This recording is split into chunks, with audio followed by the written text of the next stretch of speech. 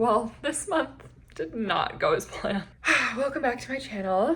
My name is Erica. I'm the owner of the 128 Collective. We are an operations firm and we help companies get a handle on their internal processes so they can scale in a way that is predictable and just it feels less heavy to everybody involved. Now, the month of May was very interesting, and if you are in my target audience for this YouTube channel, then you're probably an ambitious female who wants to build something, whether that be a company or a big career. And something that you will have to come to terms with is that you're going to experience months like the one I had in May, where just like everything that can go wrong will go wrong. So the vibe check of this month, which I'm doing my monthly review with y'all in this video, we're going to go through the May review of the business. And the first thing I do is like a vibe check with myself of like, how'd this month go? Are we feeling pumped? Are we feeling down? And the general sentiment I feel right now is scared, which I have felt every single waking moment of my life since I became an entrepreneur. Definitely scared. We'll get to that more in a moment. I feel the most aligned I've ever felt. I do feel like there was a lot of manifestation at work this month. I actually did this whole journaling prompt, this whole new manifestation prompt in this journal the first Sunday of May. And by the first Tuesday of May, everything blew up. And I don't think there's coincidence there. I think it was the higher power at work kind of realigning me on the path that I want to go down. But that is really hard, and that has come with a lot of trial and tribulation.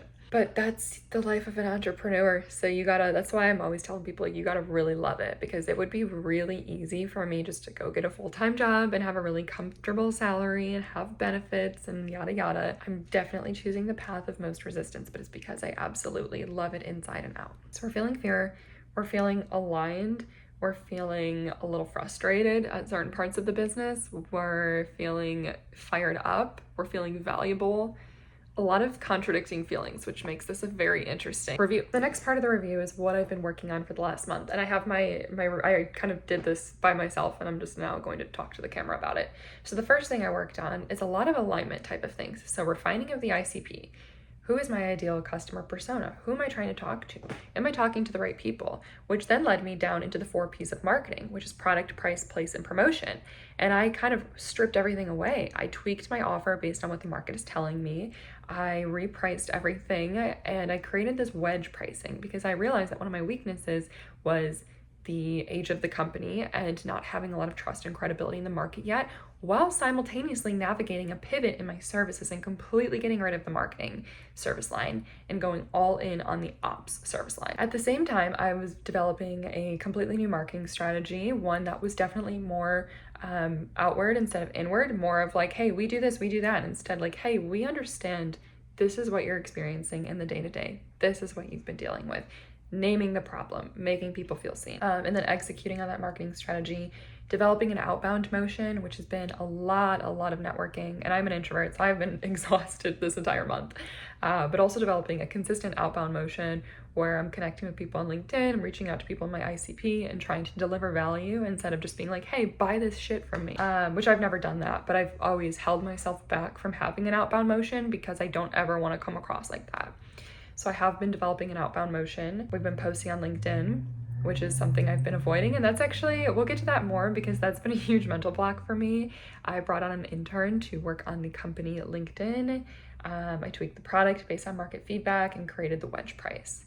So that's everything I've been working on outside of client delivery. It's been a lot of revenue focus and a lot of revamping like the current state of how everything looks right now. Alrighty, the next section is wins worth talking about, which is something I'm actually trying to get better at. My boyfriend and I are going to start a win jar because we're so bad about taking time to celebrate everything from the small wins, like, hey, we hit all of our workouts this week, to the big wins, like, hey, we landed our biggest client ever, or we broke $1 million in revenue, things like that, that every step we want to celebrate. So part of this too is I've never done the wins worth talking about before in my own monthly reviews, so just insight for y'all. If you can start this as a ambitious female entrepreneur sooner rather than later, I actually think it will really help you. So the first thing is that I was the walking definition of do it scared this month because, like I mentioned before, my primary emotion for this entire month has been being terrified, but being so relentlessly determined that I just did it anyway. So for example, I went to a networking event locally that I have been afraid of for literally years. And I went to it and I spoke in front of a group of almost 100 people with a microphone, and I didn't even shake, which is crazy for me. I literally almost was like, do I need to get a beta blocker for this? And I did not. I totally took it on and it was fine. I was scared and I did it anyway. And so I'm really proud of that. And I think that's a big win. The other thing that I was scared and did it anyways, I posted on my personal LinkedIn twice. And this probably sounds really silly, but I have a really big mental block with that. And there's a podcast episode, Emma Greed, Aspire with Emma, just interviewed Gary Vaynerchuk. And he said that one of the main reasons that, people fail as entrepreneurs is because of fear. That really resonated with me because I know that all of us entrepreneurs, and he even admits it himself, like he himself is really not afraid of anything anymore, but most entrepreneurs have a lot to lose. So there's a lot to be afraid of. And that's kind of a natural emotion, but you have to just compartmentalize it and push past it. And I listened to that episode after doing all of these things. Like I just listened to it yesterday and I finished it up this morning. But for some reason I have this mental block with LinkedIn of like, the perception of all of my past bosses and coworkers and my current clients and my current employees and the people I went to high school with and the people I went to college with and old college professors. And I was just like, I feel like such an imposter, and I also felt like a sellout because, you go through LinkedIn and everybody is just like, it's the worst thing ever. And I agree. I have a hard time scrolling it, but that's where my ICP lives. This is where I have to show up if I'm committed to this dream. And I am committed to it, so I did it anyway. And that I think is a win worth celebrating. I also held boundaries with prospects. So even though we need that revenue right now, I was firm with people that were jerks. My coach has told me to have a no jerk policy, and that will always help you down the road, even if it's hard in the moment. And I really stuck to that this month. There's definitely been times, like if you talked to Erica a year ago today, I would have definitely bent or bent to people's will, or what is the phrase? Y'all know what I'm trying to say. But I want revenue, but I don't want to work with people who are going to be jerks to me or jerks to my team. And I really held those boundaries this month. So I view all of those as major wins. All right, so the next section is what did not work. So we just celebrated the wins. What did not work? The biggest thing from this month, the biggest thing I learned and I'm taking away is that there was a major vulnerability exposed in my business. And that was having a lot of revenue tied up in a couple of contracts. And that's something that we know. That's the ABCs. Like, I'll tell you this, you'll probably give other people this advice one day, but you never want to have all of your revenue tied up in one area because you really can't control like the economy. You can't control the way that businesses roll. Within one day, one contract lost because the company actually went under. One contract reduced, and then we put a lot of eggs in one basket for one prospect that was a jerk. That's a lot of revenue that we tied up in lost productivity and just things we couldn't simply control. We're in a very interesting year, and I'm never somebody who's going to lean on the economy as a crutch, but there has been a general shift in every corporation, every agency I work with, where everyone is being a little bit more cost conscious. And part of that is this dawn of AI, but part of it too is just that people aren't buying like they were simply because like gas prices are $4 to $5 a gallon right now. Like there's a lot of pressure on the consumer at the moment. And so that does naturally impact the market. Now, of course, if you are in like an essential service like healthcare, you're doing good no matter what day it is. But there are certain things that are more of the luxury, nice to have services that do fall to the wayside, or just entrepreneurship gets a little bit harder. You got to get a little scrappier, a little bit more creative. It's part of the deal. You're always going to run into it. Don't think that you're going to be immune from it. Learning that, and I've known about this vulnerability for a while and I've been trying to fix it, but I have been so deep in client delivery that I haven't been able to really give time and attention. Like I simply did not have the calendar space to go to networking events.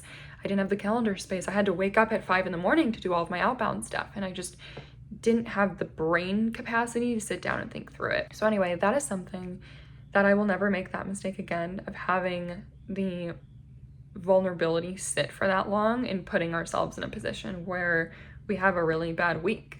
I want to be in a position where if we lose a client or a contract gets reduced, it's just kind of annoying instead of like, shit, Which then takes us to June goals. My number one June goal is to sell a diagnostic. I have to sell a diagnostic in June. It is a non-negotiable. So everything is going to be working towards that. So what I'm watching in June, one, better integrating artificial intelligence into our product. I don't want to do it in a way that's obnoxious and the entire product relies on AI, and we already kind of use it in certain areas. But I want to get a little bit more strategic about that and then take that to market and use it as a selling point and a differentiator. I want to be watching market signals for all the outbound motions that we're moving metrics against our updated marketing strategy, LinkedIn metrics on my personal account, and also showing up as the kindest, what else did I say? Kindest best, the kindest future version of myself that has fun while building. That's really important to me and something I will be focusing on in June. What I'm letting go of is trying to be at every single networking event in town, because honestly, half of them suck, half of them are great. I can't be at all of them. I gotta pick and choose. The other thing is putting too much time or energy into shitty prospects just because they're a prospect. And the other is trying to be so consistent with the company TikTok and Instagram, and instead focusing more on the company LinkedIn. That's kind of what I have shaping up for June. And let's now roll into the habits I'm gonna be creating for June. So when I create those goals, then I'm like, okay, we need some habits that are gonna help us move towards these. And those are habits that I wanna do on a daily basis. So let's jump into that before we close out. Habit number 1 is a daily block to engage on LinkedIn. And so I think of this as being at like a virtual networking party where you kind of are like working the room, stopping and saying hello to people and trying to be thoughtful. But trying to just kind of like grow that proximity and visibility. The second is revamping my Monday CEO meeting and my Friday metric review meeting. So I want to revamp what we're paying attention to as a CEO every Monday, making sure it aligns with the goals, making sure that we're learning from these lessons that were given to us in May with the business vulnerability, with the pivot, with the re-anchoring, with all the emotions I'm feeling. I want to be very focused in a different way on Mondays. And on Fridays, the metric review is going to look very different. Like I said, spending less time on the company LinkedIn and the company TikTok and the company Instagram, focusing more on LinkedIn, focusing more on the website, more on the newsletter, and more on word of mouth, referrals, pipeline metrics, which I should have been doing before. Totally take accountability for that. That was a rookie move on my part, but you'll learn as an ambitious female growing your business. You can't be everywhere all at once. You got to take the lessons as they come, and you just have to learn from them and set your best foot forward for the next month. With that, the third thing is spending 15 minutes per day looking for conversations and not contracts. So in that first habit where we're like kind of networking, working the room on LinkedIn, this is where you might like pull somebody aside and be like, hey, let's get a coffee. You seem really interesting.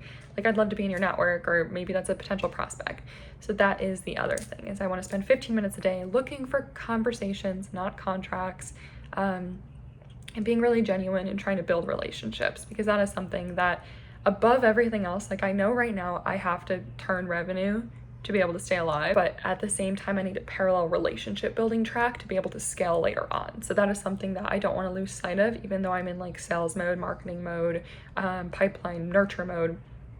I still want to be building genuine relationships, and I have a few exciting things that kind of came across my desk in the last week that I think could be really great communities for me, and we're going to be exploring those in June. So more to come there. If you liked this, please give it a thumbs up. That helps the channel a lot. Hit subscribe, and I will be back next week for more content that hopefully you watch during your Sunday reset to give you that competitive edge on your week. Bye.